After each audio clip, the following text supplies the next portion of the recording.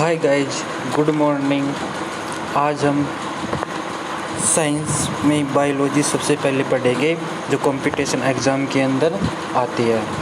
तो बायोलॉजी के अंदर सबसे पहले हम पाचन तंत्र यानी डाइजेस्टिव सिस्टम से स्टार्ट करेंगे।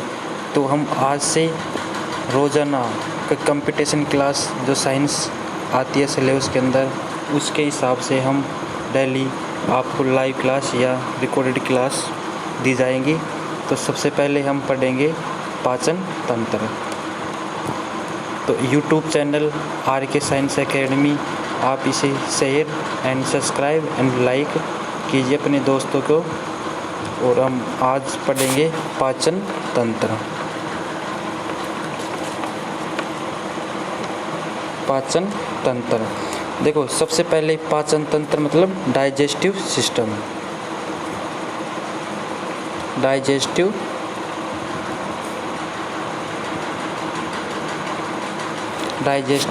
सिस्टम देखो, सबसे पहले बात करेंगे हम डाइजेस्टिव मतलब पाचन। पाचन क्या होता है? देखो, जब हम भोजन खाते हैं तो उसका पाचन हो जाता है। तो पाचन के किसका पाचन किया था? जब तुम रोटी खा रहे हो, रोटी के अंदर क्या होता है? कार्बोहाइड्रेट होता है। जैसे गेहूं के अंदर और चावल के अंदर क्या होता है?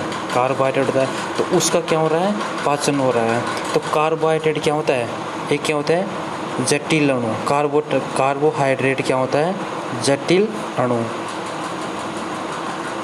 अब जटिल अणुओं का किस में परिवर्तन करना? जटिल का सरल में। जटिल अणुओं का किस में? सरल अणु में। जटिल अणुओं का किसके अंदर? सरल अणुओं में।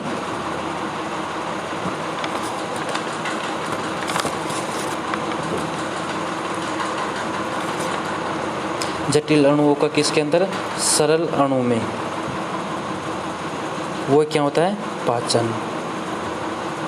देखो, जटिल अणुओं का किस में चेंज होना? सरल अणुओं में। क्या कहलाता है? पाचन। अब देखो, पाचन के अंदर कार्बोहाइड्रेट है। हम कार्बोहाइड्रेट को रोटी के रूप में लेते हैं। तो इसका पाचन कैसे होता है?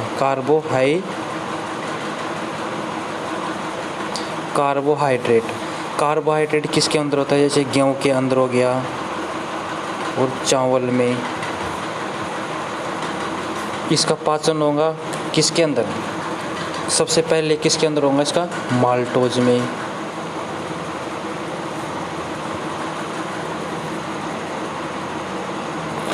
नहीं, सॉरी, माल्टोज में नहीं। इसका कार्बोहाइड्रेट का पहले होगा स्टार्च के अंदर।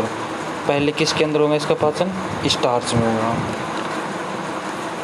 पहले किसके अंदर होगा? स्टार्च में। स्टार्च क्या बोलते हैं? मंड भी बोलते हैं इसको। स्टार्च को मंड। स्टार्च क्या है? एक पॉलीसेकेराइड। स्टार्च क्या होता है? एक पॉलीसेकेराइड होता है। पॉलीसेकेराइड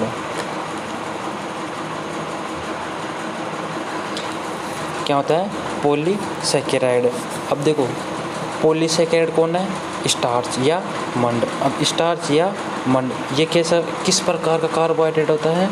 जटिल प्रकार का। किस प्रकार का? जटिल कार्बोहाइड्रेट है। जटिल प्रकार का कार्बोहाइड्रेट होता है। स्टार्च किस प्रकार का कार्बोहाइड्रेट होता है? जटिल प्रकार का। अब क्या होगा? स्टार्च का पाचन होगा। किसका? स्टार्च का पाचन होगा। अब स्टार्च का जब पाचन होगा, स्टार्च का किसके अंदर होगा? माल्टोज के अंदर। किसमें? माल्टोज।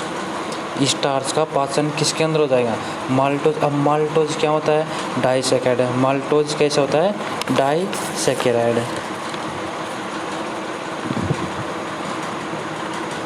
माल्टोज क्या होता है? डाइसेकेराइड।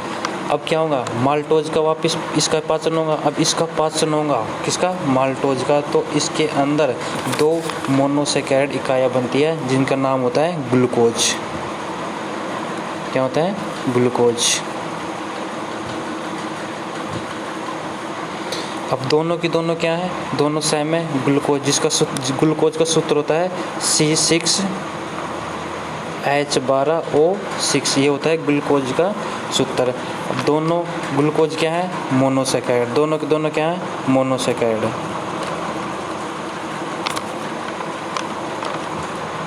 दोनों की दोनों मोनोसेकेराइड। अब ये मोनोसेकेराइड है, तो ये किस प्रकार का कार्बोहाइड्रेट था? ये होता है सबसे सरल कार्बोहाइड्रेट। सबसे सरल क्या है? कार्बोहाइड्रेट। सबसे सरल प्रकार का क्या कार्बोहाइड्रेट कौन है? ग्लूकोज। अब इस तरह से कार्बोहाइड्रेट का पाचन हो जाता है ग्लूकोज के रूप में। अब हम पढ़ेंगे भोजन के पाचन की प्रक्रिया 5 पदों में संपन्न होती है। जब हम भोजन खाते हैं तो भोजन की प्रक्रिया कितने पदों में?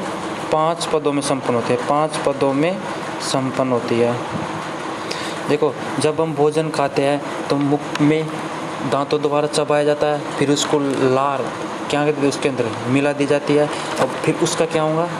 इंजेशन मतलब अंतःग्रहण होगा। तो सबसे पहले क्या करते हैं? उसका भोजन खाते हैं, उसका अंतःग्रहण करते हैं। सबसे पहले क्या करते हैं? हम अंतर्ग्रहण करते हैं। सबसे पहले क्या करेंगे? अंतर्ग्रहण। फिर क्या करेंगे? वो भोजन आगे आहार नाल के माध्यम से कहाँ पर चले जाएगा? आमाशय से होता हुआ छोटी आंत के अंदर चले जाएगा। अब छोटी आंत के अंदर क्या होगा? इसका भोजन का पाचन होगा। तो दूसरा क्या हो जाएगा? भोजन का पाचन। देखो, भोजन की प्रक्रिया 5 पदों में। सबसे पहले क्या किया हमने? भोजन को खाया और उसको क्या किया? अंतर्ग्रहण किया। फिर क्या होगा उस पाचन का? उसका क्या होगा? उसका अवशोषण हो जाएगा, उसका पाचन होगा, उसका डाइजेशन होने का। कहाँ पर होगा डाइजेशन इसका? छोटी आंत स्मॉल इंटेस्टाइन के अंदर। दूसरा हो जाएगा भोजन का पाचन हो जाएगा। और तीसरा क्या होगा? अब जो भोजन का पाचन हो गया, उसमें से जो हमारी बॉडी को, हमारे शरीर को जो लाभदायक पोषक तत्व है उनका क्या करेगा? ये अवशोषण करेगा। तो चौथा क्या हो जाएगा? पचे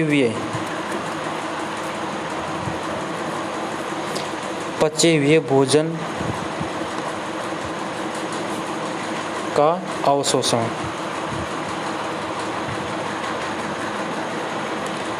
क्या होगा? पचे हुए भोजन का अवशोषण।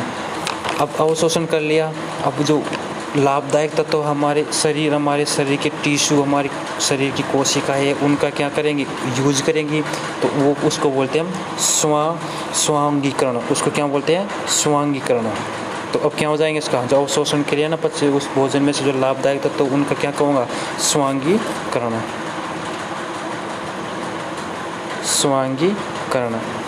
अब हो गया। अब इनमें से जो लाभदायक तो निकाल लिया, हमारी बॉडी के टिश्यू सेल द्वारा उनका यूज भी कर लिया। अब जो बचा हुआ पदार्थ मतलब अपशिष्ट पदार्थ तो क्या करेंगे? NH के द्वारा क्या करेंगे? उसको बाहर निकाल देंगे। तो 6 नंबर पे कौन जाएगा? बहिक्षेपण। क्या हो जाएगा? बहिक्षेपण कर देंगे भोजन। क्या करेंगे? बहिक्षेपण का मतलब क्या होता है? अपशिष्ट पदार्थों का त्यागना। क्या? अपशिष्ट पदार्थ का त्यागना। अपशिष्ट पदार्थ का त्यागना। ये होते हैं भोजन के पाचन की प्रक्रिया 5 पदों में संपन्न होती है। पहला क्या है? सबसे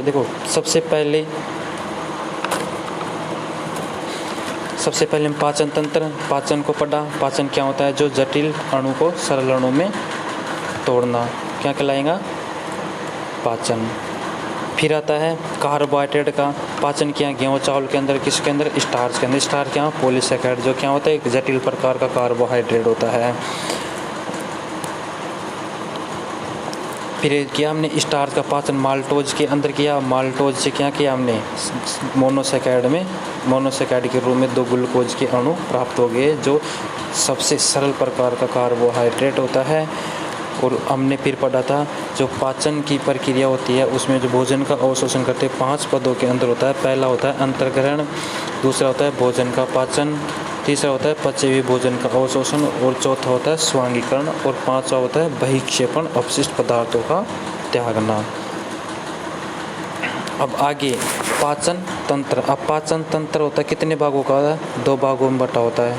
एक तो देखो पाचन तंत्र के अंदर 2, अब ये 2 पार्ट होते हैं इसके। एक तो होते हैं आहार नाल, एक तो क्या होता है? आहार नाल, इसको बोलते हैं एलिमेंट्री कैनाल। दूसरा होता है पाचन ग्रंथि, डाइजेस्टिव ग्लैंड बोलते हैं इसको। Digestive gland. देखो डाइजेस्टिव ग्लैंड के अंदर 3 ग्रंथियाँ होती है जो हमारे पाचन में सहायक होती है। पहली होती है लार ग्रंथि। लार ग्रंथि को बोलते हैं हम लाला ग्रंथि नाम से जानते हैं। दूसरी होती है लीवर। लीवर का दूसरा नाम क्या है? जिगर। और इसको लीवर, जिगर या यकृत के नाम से जानते हैं इसको, यकृत के नाम से भी। और तीसरी पाचन ग्रंथि कौन सी होती है? अग्नाशय, या इसको बोलते हैं पैनक्रियाटिक ग्लैंड। ये होती है पाचन, जो हमारे पाचन में सहायता करती है। वो कौन सी है? पाचन ग्रंथि। कौन कौन सी है? लार ग्रंथि, लीवर का जिगर और अग्नाशय, ये होती है। अब आहार नाल,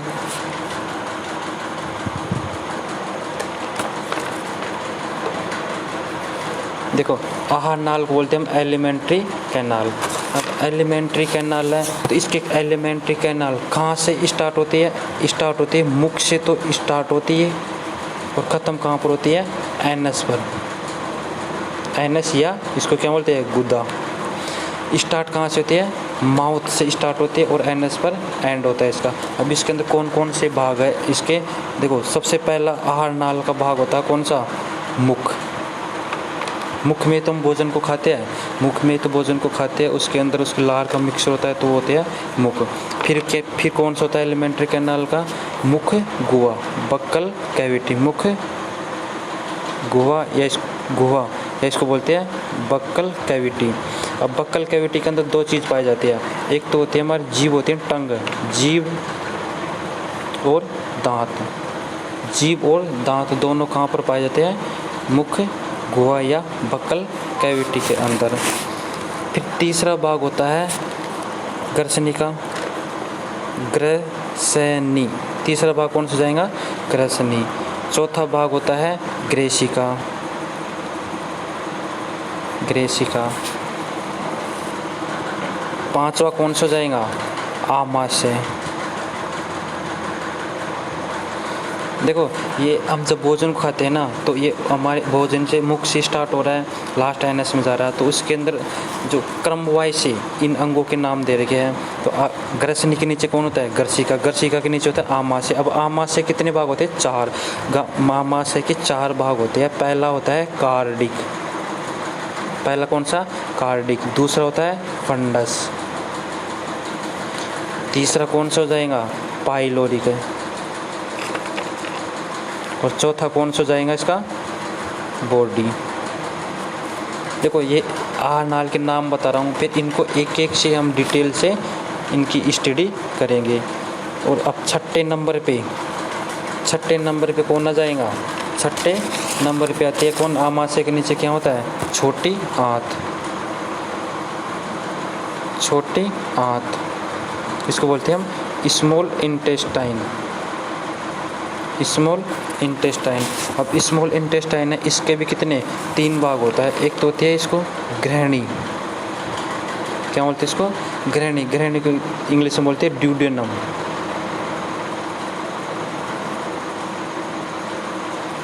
क्या बोलते हैं? ड्यूडेनम। फिर दूसरा होता है जेजुनम। और तीसरा होता है इलियम। ये किसके? छोटी आंत के भाग होता है, जिसको स्मॉल इंटेस्टाइन। इसके अंदर सबसे ज़्यादा पाचन इसी के अंदर होता है। ड्यूडेनम 3 भाग हो जाएंगे इसके, ड्यूडेनम या ग्रहणी बोलते हैं इसको, जेजुनम और इलियम। फिर इसके बाद में आता है 7वें पॉइंट पर कौन सा जाएगा?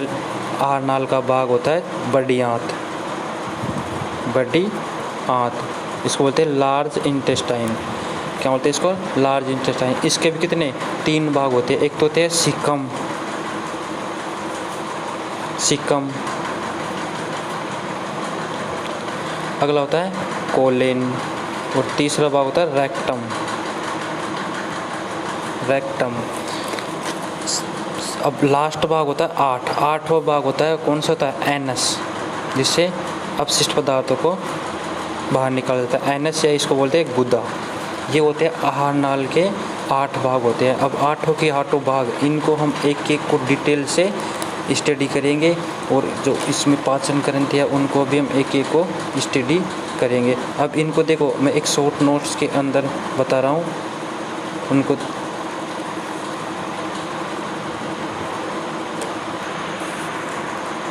अब तक जितना पढ़ा हुआ है इतने से PDF के अंदर है, इतने से पैराग्राफ के अंदर। देखो हमने सबसे पहले क्या पढ़ा था, पाचन के बारे में, पाचन के बारे में। तो पाचन देखो ये रहा, पाचन क्या होता है, पाचन के जटिल अणुओं, भोजन के जटिल अणुओं का सरल अणुओं में, भोजन के जटिल अणुओं का सरल अणुओं के अंदर क्या करना है, इसका सरल अणुओं में परिवर्तित करना क्या कहलाएगा, पाचन। अब पाचन के अंदर सबसे पहले किसका एग्जाम्पल ले रखा है इसके अंदर, स्टार्च का, जो मैंने भी यही बताया था। स्टार्च को देखो, स्टार्च का पाचन ये गेहूँ और चावल के अंदर पाया जाता है। स्टार्च का पाचन होगा किसके अंदर, स्टार्च, जिसको क्या बोलते हैं हम, मंड बोलते हैं। ये स्टार्च कैसा है, पॉलीसैकेराइड या जटिल प्रकार का कार्बोहाइड्रेट है। अब स्टार्च का पाचन होगा किसके अंदर, माल्टोज के अंदर। माल्टोज क्या होता है, डाइसैकेराइड। अब डाइसैकेराइड है माल्टोज, इसका डाइजेशन होगा। अब इसका डाइजेशन होगा तब ग्लूकोज के 2 अणु बनेंगे, जो कैसे होगा, मोनोसैकेराइड, और ये सबसे सरल प्रकार का कार्बोहाइड्रेट होता है।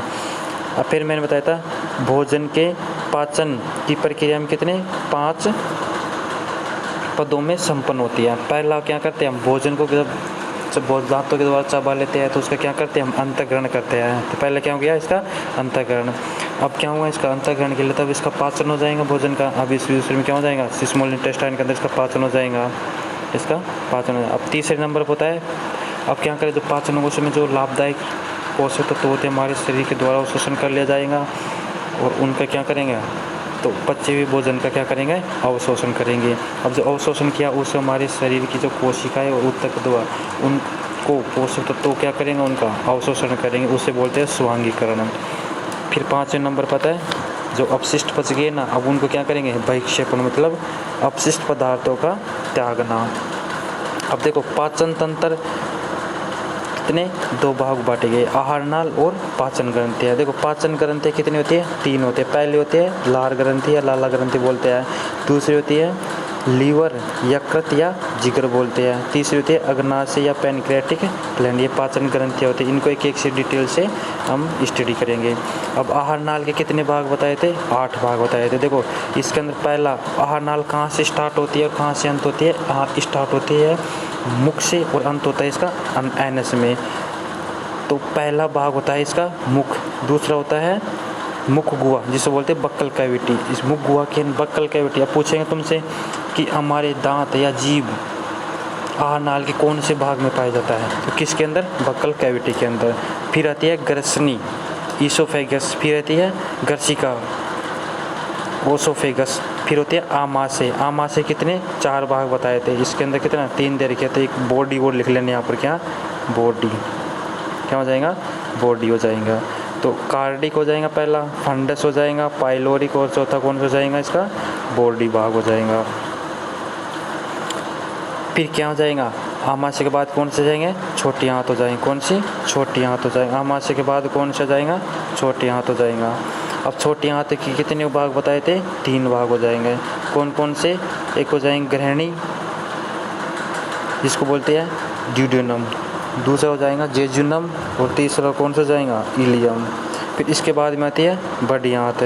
अब बड़ी आंत है, बड़ी आंत कितने भाग, 3 भाग बताए थे, एक तो सीकम, एक कोलेन और एक रेक्टम, और फिर लास्ट में होता है एनस जिसे गुदा बोलते हैं। ये हमारे पाचन तंत्र के 2 भागों में बांटा गया था, आहार नाल और पाचन ग्रंथियाँ। इनको कल हम इस आहार नाल के टॉपिक के बारे में चर्चा करेंगे, जिसके अंदर इनके जो भाग दे रखे हैं उनकी एक एक से अध्ययन करेंगे। आज के लिए इतना ही।